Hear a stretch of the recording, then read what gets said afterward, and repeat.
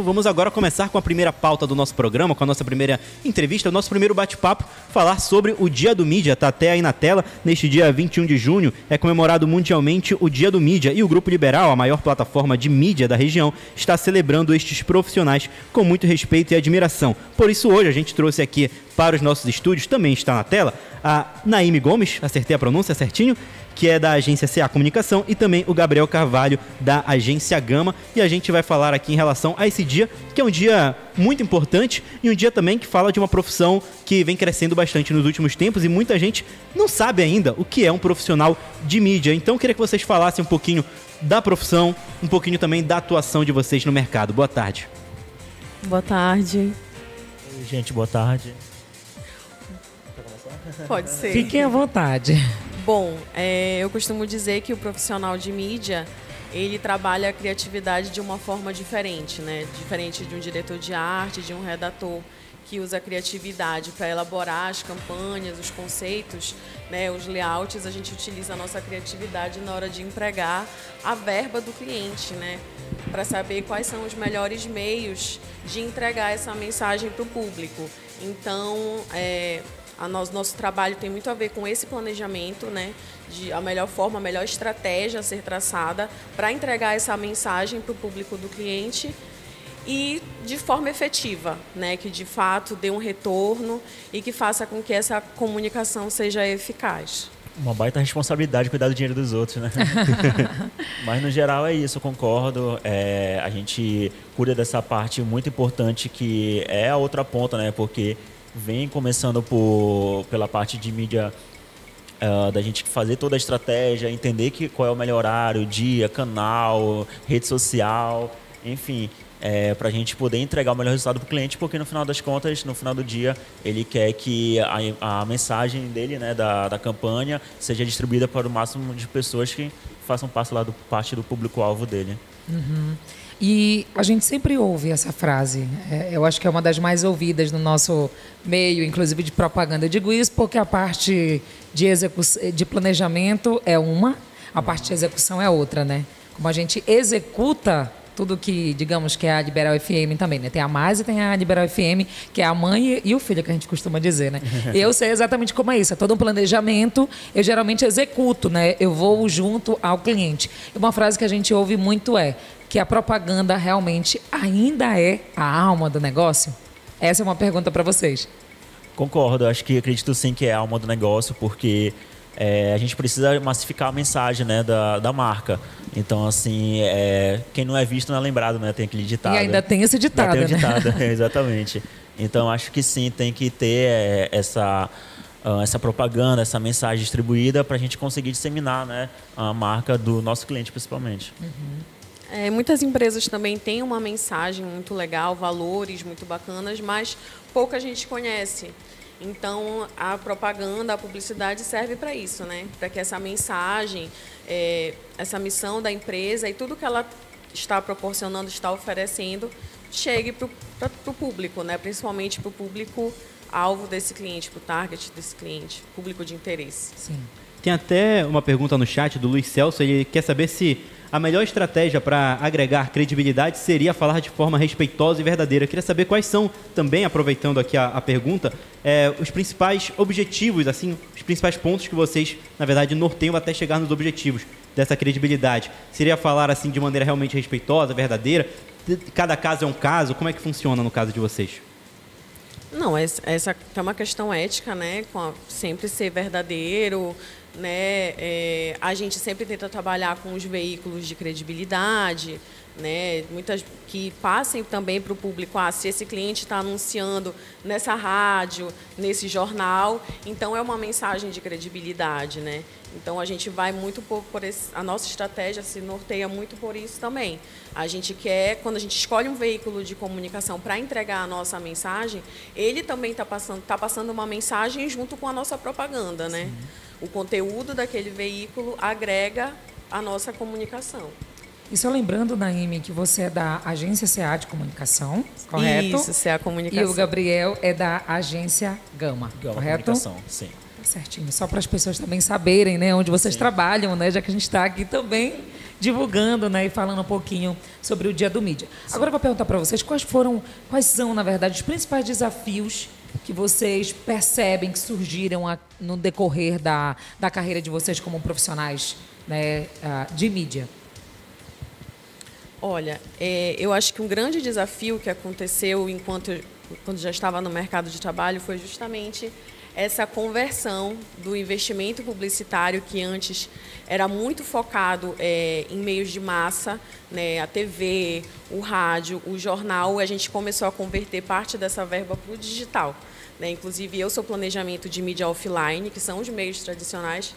E o Felipe estava conversando aqui antes, o Gabriel, desculpa, da parte de digital, né? Então, a gente começou a receber esses profissionais nas agências e começamos a bater essa bola para montar esse planejamento em conjunto, né? Para que os nossos clientes estejam presentes realmente em todos os meios, tanto nos offline quanto no online.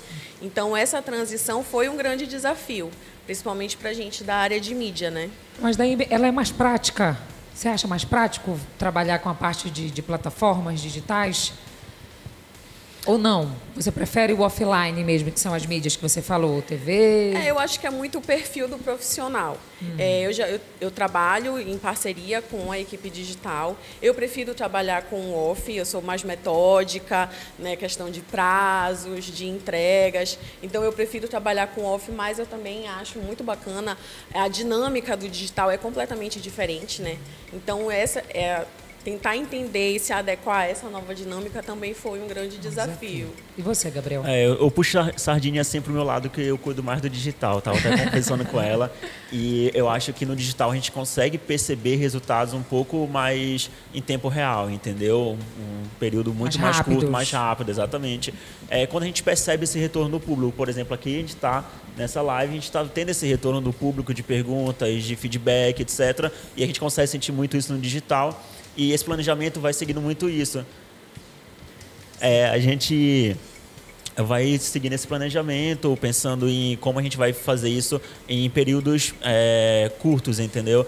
Então, a gente faz planejamento pensando já, olha, daqui a 15 dias, será que a gente muda a comunicação? Será que a gente muda um pouco mais nossa forma de comunicar? É um pouquinho mais ágil do que o off, que a gente consegue criar uma campanha geral e a gente solta a campanha nas mídias de massa e a gente tem que aguardar o período, né, que foi fechado para tentar entender os resultados gerados a partir daquilo. No digital é um pouquinho mais dinâmico essa questão. Eu particularmente também vou puxar a sardinha, viu, Gabriel, Felipe, Naime, para o digital. Assim, é algo que é muito imediato, né?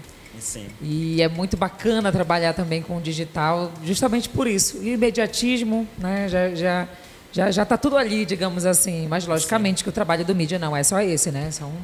É uma infinidade, né? Sim, eu costumo dizer que se completam, né? Porque, assim, tem cliente, tem público-alvo que, hoje em dia, é multicanal, toda a questão do objetivo do cliente, né? Então, o cliente está na TV, mas também está na rádio, está na internet, está no celular. E isso a gente consegue atingir ele até mesmo com comunicações diferentes, mas voltado para o mesmo objetivo. Então, acho que se completam muito isso. A gente tem que trabalhar junto. Até aproveitando, perguntar as ferramentas e as tecnologias que vocês usam nessa medição do trabalho, que ajudam vocês também, que são realidades um pouco diferentes, apesar da mesma área final. Mas, por exemplo, no Instagram, a gente consegue, no Story, conseguir ver os insights, compartilhamentos e tudo mais naquela hora.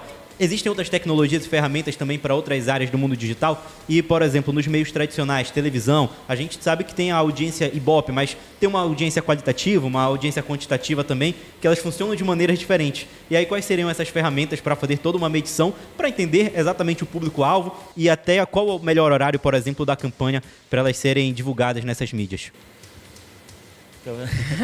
Então, acho que no digital é legal que a gente tem várias ferramentas para atingir assim, o âmbito da internet inteira. Na própria rede social a gente consegue ter ferramentas para fazer impulsionamentos, né? O que a gente chama de Facebook Ads.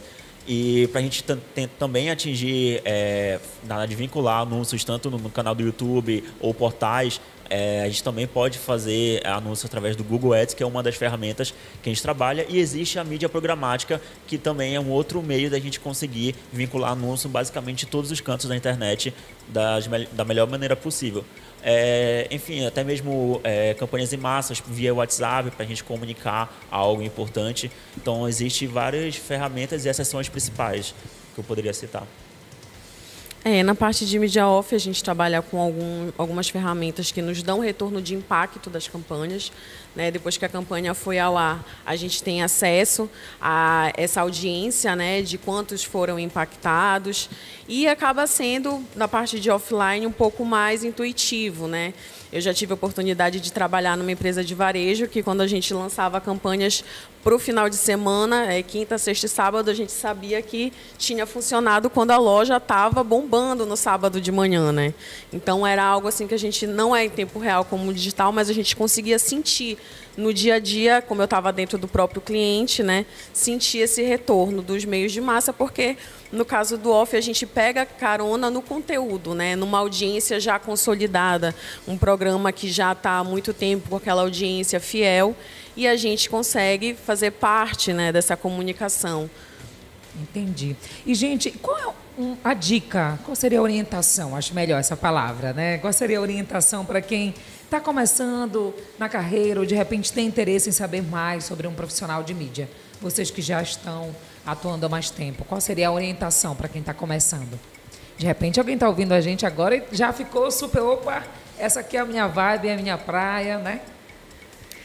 Eu acho assim, que quando as pessoas vão para a área da publicidade, muita gente quer ser o criativo, que vai desenvolver as campanhas, mas eu acho que na nossa área de planejamento é também importantíssimo, né? E a gente consegue utilizar a nossa criatividade de uma outra forma, para atingir o público, para também entregar a mensagem. Às vezes a gente tem uma mensagem tão bacana, mas se não tiver uma estratégia de entrega dessa mensagem para o público, ela acaba se perdendo. Então, eu acho que primeiramente, entender essa questão do planejamento de mídia como uma peça fundamental para as campanhas publicitárias, para a comunicação dos clientes, e estudar, estar sempre antenado, né? Hoje em dia a gente tem várias formas de fazer cursos, de se informar, de começar aos poucos no mercado de trabalho, entender, e eu acho que vale muito a pena. É uma profissão bem desafiadora. Concordo, acho que é uma profissão desafiadora, mas também muito divertida, porque como a gente só trabalha mais nesse meio de planejamento, mas também a gente trabalha junto com o criativo, né, de qualquer forma. Então, como a gente tem esses dados, essas informações do que a comunicação pode funcionar, a gente também, de uma forma ou de outra, pode trabalhar com o criativo. O que eu aconselho, para quem gostou dessa área de mídia, etc., e da publicidade no geral, é entender o que vai querer para a carreira, né? Então, dentro da publicidade existe várias vertentes, né? Existe a parte mais da redação, existe da parte criativa, que é o diretor de arte, enfim, tem a nossa parte estratégica, e é entender o que a pessoa vai querer para uma carreira, e se quiser, não tem problema nenhum testar e experimentar cada espaço, né?